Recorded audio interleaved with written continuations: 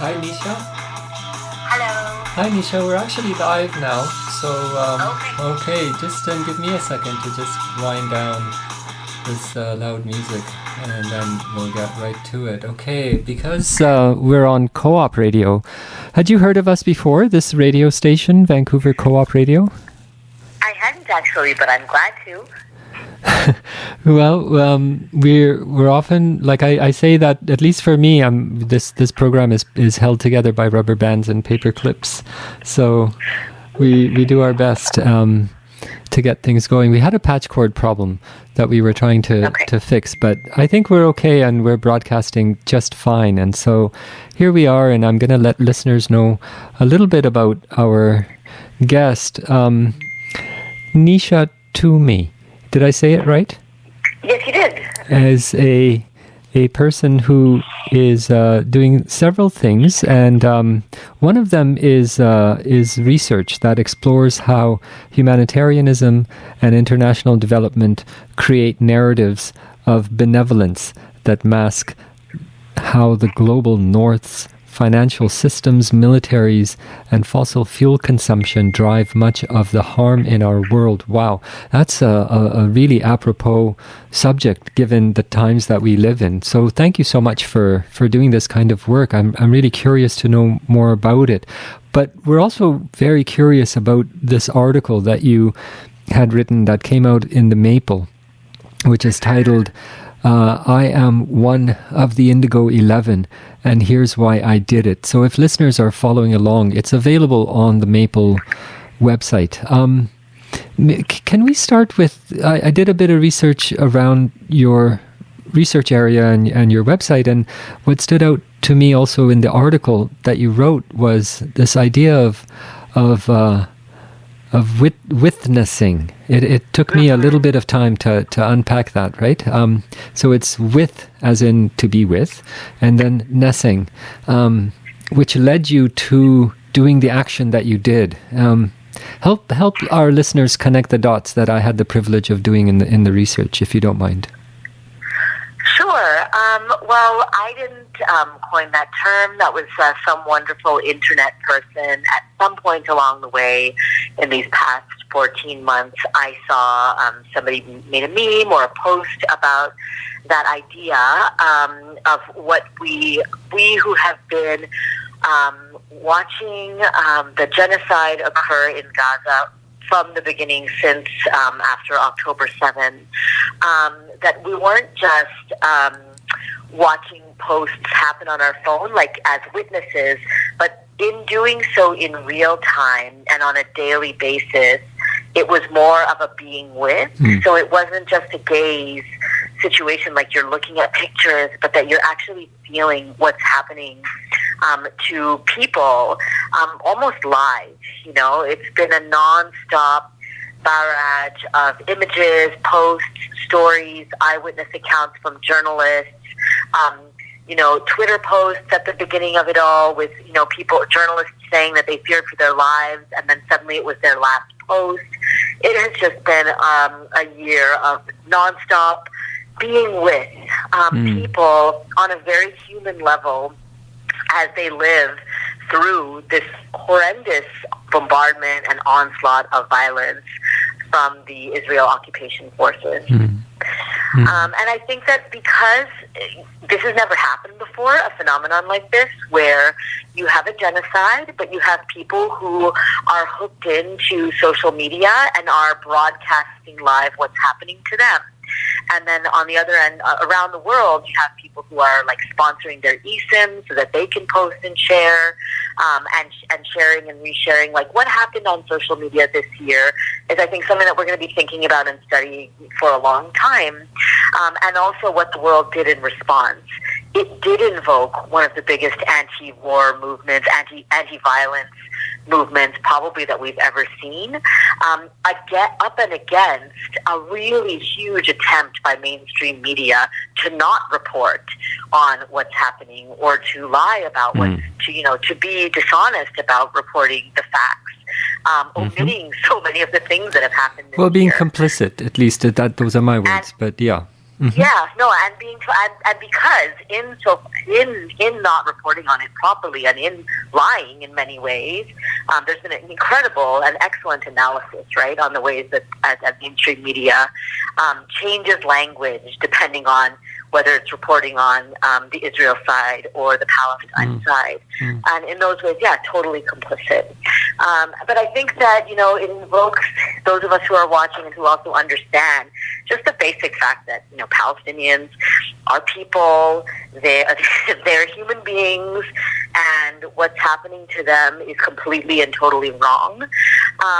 When you're at that level, i.e. not being racist, because I think, unfortunately, the only conclusion that I've come to for people who aren't able to sort of understand this for what it is that it's just like the only thing I can understand it as is they're quite dehumanizing toward Palestinians, right? And they've got so many stereotypes and negative views that have been fed to them from media that they're just not empathetic. I can't understand it personally. It's very difficult to, but for those of us who are witnessing, we're moved to action, and you have to act.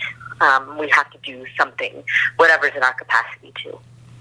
And just before we get to that, can I just cycle back and ask you, Nisha, if you could share with our listeners and with me as well, what is your own particular context? I mean, sure. yeah. Like, so, where are you from and all of that background? Yeah. Thanks.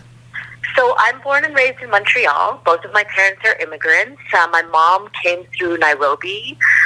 She's Gujarati, and so my grandparents immigrated from Rajkot in the 30s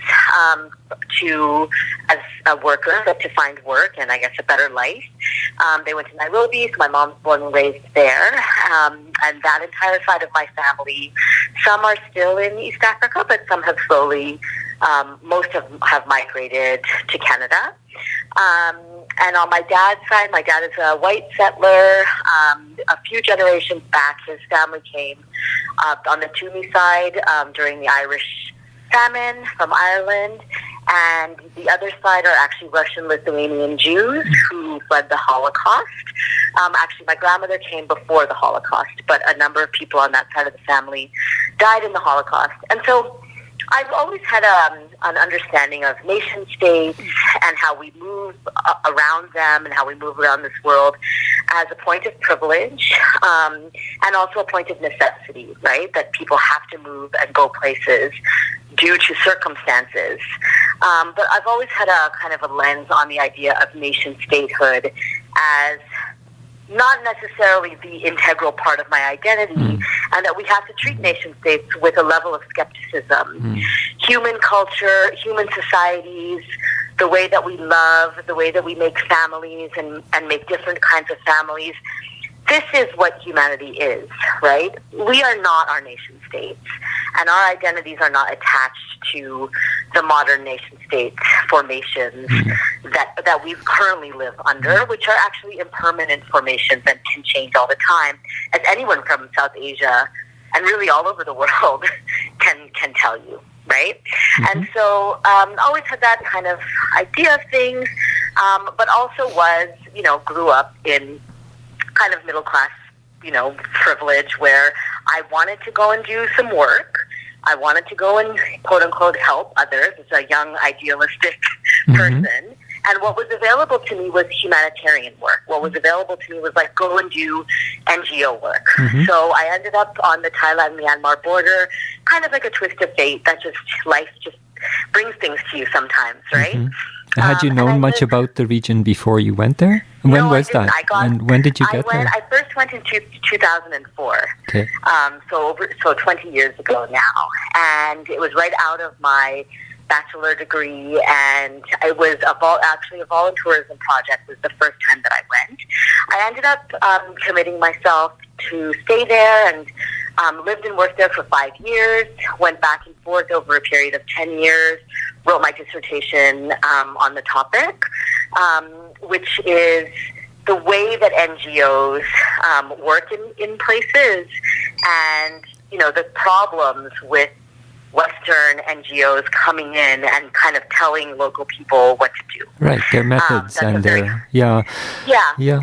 And the fact that local peoples actually already are doing humanitarian work and know very well how to aid and help themselves. And actually the real solution is to actually just empower, I don't want to use the word empower, it's such a catchphrase, but right? I understand, but to actually give money to local people so that they can do their work. And that's why a lot of my work is connected to this idea of like, where is the harm and the issues coming from that people around the world face that lead them to have quote unquote development and aid? Well, it's colonialism, it's capitalism, capitalist exploitation, structures that lead people in the global south to be impoverished. There are histories we can study and understand that have led us to this point, right? And my topic was really looking at land theft as a cause of displacement and how land theft and land theft policies are largely driven still by the global north and by capitalism. Yeah, totally. Very, very interesting. I'm so happy to learn that you're doing this kind of work. And so let's cycle back now into this. You bring it up in the article how this experience of being in that region in Myanmar and then with-nessing the situation in Palestine was very easy for you to make this connection given your background. But then, how did it happen where you all decided together, and maybe you can share whatever you'd like around how you all decided that you were going to do a public expression, you were going to express yourselves to Indigo because of its own practices. Tell us. People all over the place, all across Canada and all over the world, are doing direct action as one aspect of activism right now. So right now what's happening is people are driven and compelled by their own morals and ethics and humanity to actually try to stop this genocide. And we're doing it in all different ways. We're doing it through moving our money around, through signing petitions, through workplace pressures on unions, speaking up, writing, learning, all of the different things, right? And so direct action is just one of those things.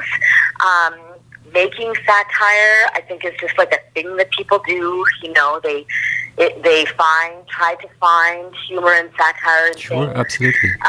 And so it was just one direct action among so many other actions that I did and so many other direct actions that people did. But like I was doing, this is just one tiny aspect of my own activism, right? It got very taken up by mainstream media to serve a certain kind of narrative, and that's the pain and the sadness of it. That it led to the media to paint it in this way. It was just the way the media painted it was so hurtful and harmful for me. I don't want to speak on behalf of others or the movement in general, but for me, it was like being called anti-Semitic in the media is an experience that is hard to describe, except that now that I've been through it, I can just say that I understand what happened to so many Muslim and Arab people, right, and Palestinians too, is like just this quick, like, oh, they must be anti-Semitic. Like, what? Would you like to share any of that, like your experience with that? I think I'll just say that I don't actually consider, like, I never think about, when I think about Jewish peoples at this moment, I'm thinking about all of the peoples who are fighting against what's happening to Palestinians, because in many cases, Jewish groups and peoples are leading the movement against what's happening, right? Yes. And so that's just not at all. And for me, I do come from, Jewish community. I have been raised by Jewish peoples in and around my community, and it's just so far from the reality, right? But I think it served a certain kind of narrative, and it just, it's too bad, right? And for listeners who may not know what we're talking about, so we're talking about a time a few months ago when a bunch of you went and splattered removable, like washable paint and things like that in Indigo. And was it in Toronto? Or yes, where? it is, yeah. It was, right? Yeah. And it did get a lot of media attention for sure because of probably my take on it is because of who owns Indigo and what they do with respects to supporting Israel overtly through the military and other ways. So you went ahead and did this. It got a lot of media attention, and then a few weeks later, you were arrested in a very dramatic way. Isn't it? Can you talk about that? Yeah, I mean, I was, the funny part about it is that the police just went so far when really they could have called me and I probably would have just gone in and been like, okay, I put up a poster, Yes. Instead, let's talk about why do you think they went to that? Yeah. I don't want to speculate too much. Okay, because fair enough. There's still ongoing trial, but I think one thing that's really important as a conversation for us to have as a society right now is to understand that in the GTA alone, there's over 100 people facing charges. Across Canada, there's definitely hundreds, right? In Vancouver, we know lots of people have been arrested, and they've been put through this very traumatic experience that I went through of having your home searched, having, what it does to immigrant parents to have a child facing charges is just, it's an awful thing, and many of the people who are being criminalized for activism are young. They are first generation. They're like, so it's not just the person that this affects; it's actually entire families. And I do think that there's a knowledge on behalf of the carceral state that this has reverberations for whole families and communities. It's not just one person that you're arresting and affecting when you do that to someone, right? Yeah. And so as a society, we have to have a conversation about what are we going to accept our public resources being spent on policing of incarcerating people who are crying out and acting against the worst, possibly the worst thing that Canada has supported in our generation. Yeah. Like, Canada has been fulsomely supporting what's happening in Gaza. And also our leaders have not been answering the phones. Like, people have been calling. Like, in a liberal democracy, we don't have that many choices about how we can stop something from happening, right? We're told, vote, or then call your constituents. They're supposed to represent you. But we know in this case, people have called their constituents by the thousands, and constituents haven't been answering and haven't been responding. Not even with acknowledgement that I understand your pain of what you're going through, of watching, it's over 14, it's going to be at the end of this over, in the tens of thousands of dead, and most of them are children. Like, the numbers are incomprehensible, right? And we've seen, when I say that we're watching it, what I saw this year was child after child perishing in horrible ways. And this cannot be. Like, some of us are standing up and saying, this cannot be. This cannot be what Canada is supporting. This cannot happen in this world. And it's very true that it should not be happening anywhere around the world, right? But there's a certain kind of it's a very hard thing to stomach when your government is actually literally complicit, It's different. It's still wrong, absolutely wrong for, us to be complicit in so many structural ways in what's happening in Sudan and Congo and other places in the world. And those places need peace and they need conflicts to end. And so it's true for everywhere, right? What's important about Palestine is that we see our government being brazenly complicit, literally lying to us about things like Israel has to defend itself and this kind of stuff that we know is not actually true under international law. and us feeling like we can't stop it. But then people getting arrested for doing extremely minor actions that don't cause any damage. You guys right? went to the extent of like having the paint washable. I mean, I was like, how much nicer can you be? Yeah, the business did not lose any hours. Nothing actually happened to the business. It opened that day as normal. Everything was gone in a matter of a couple of hours, you know? And so as a public, I think we have to ask ourselves, like, we don't always understand actions, you know? And I'm watching what's happening in the UK right now, which is terrifying, around environmental activists. Yes. You have kids. I mean, these people are like under 25, young people who are facing terrorist charges for like slowing down a highway, you know, and they're criminalizing them, and locking them up. Like, people are in jail right now for environmental activism. And sure, like, we don't always understand what these actions are, but should we be criminalizing people when the actual crimes that are happening by leadership are to the extent of climate catastrophe? You know, like, these kids are protesting human extinction, right? Like, they're protesting something real that climate scientists are saying is coming and asking for the public to do something about it.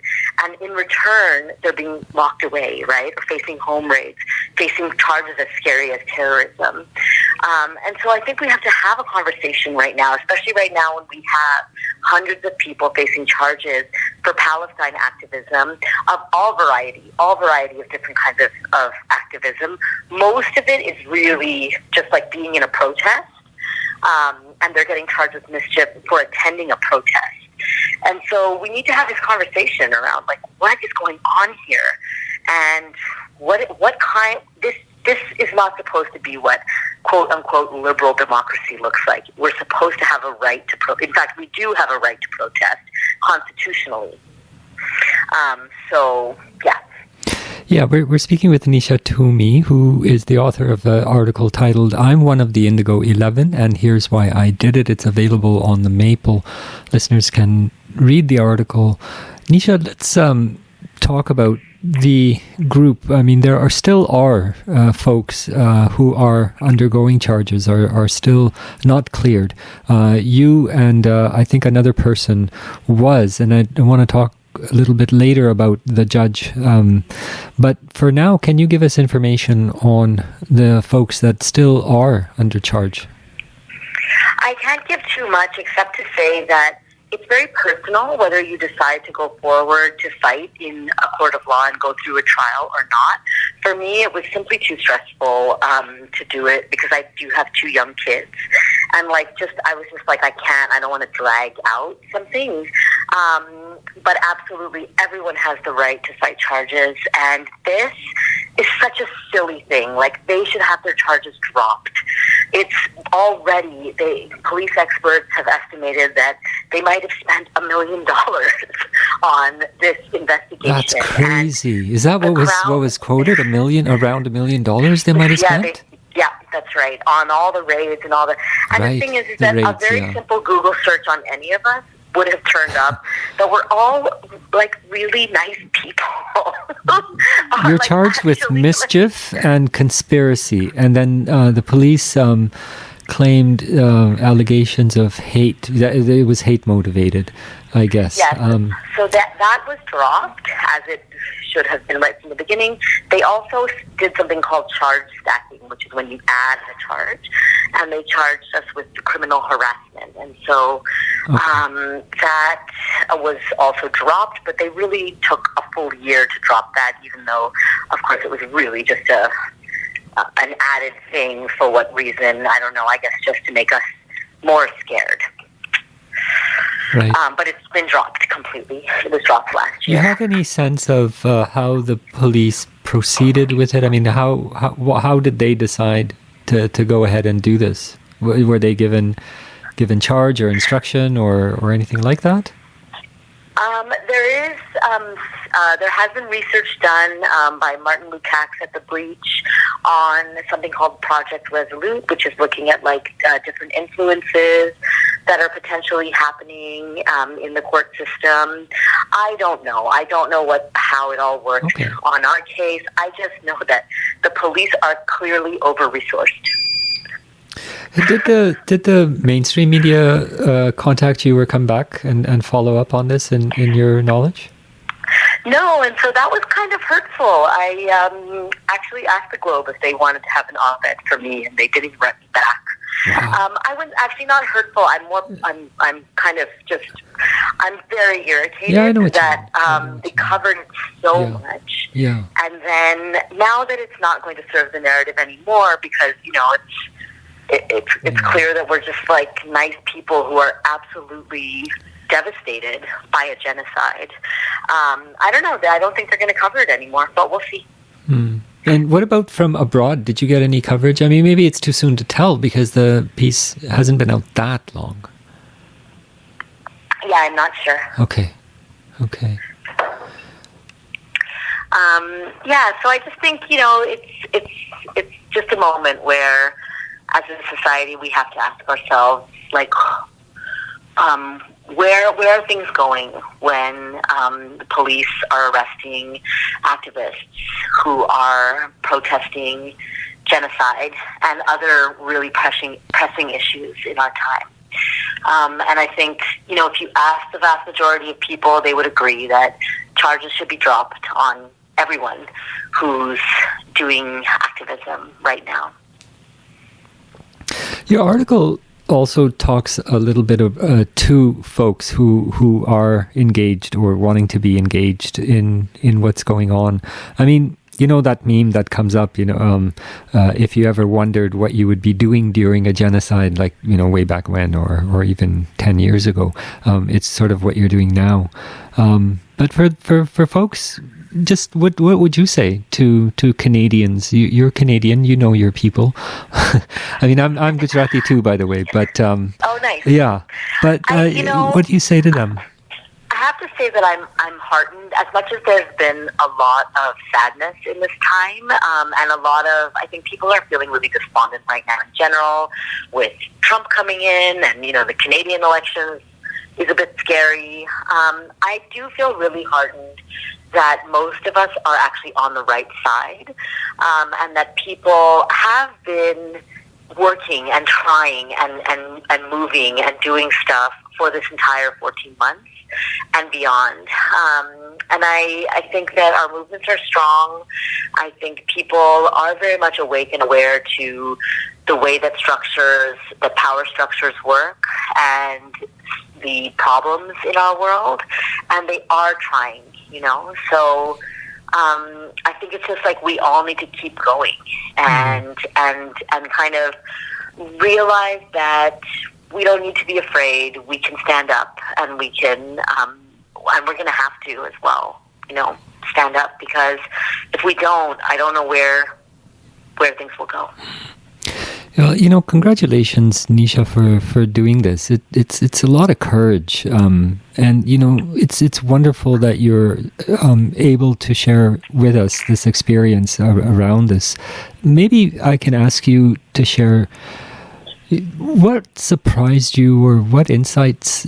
Maybe it's too early. We can always revisit these conversations, but as of now, what are some of the insights that you find through this own experience? I mean, I could just imagine the kinds of feedback that you've been getting, both positive and negative. I could imagine how this has impacted your life, your family, your career, etc. So, I don't know, maybe you can share with us where you're at now, given this experience.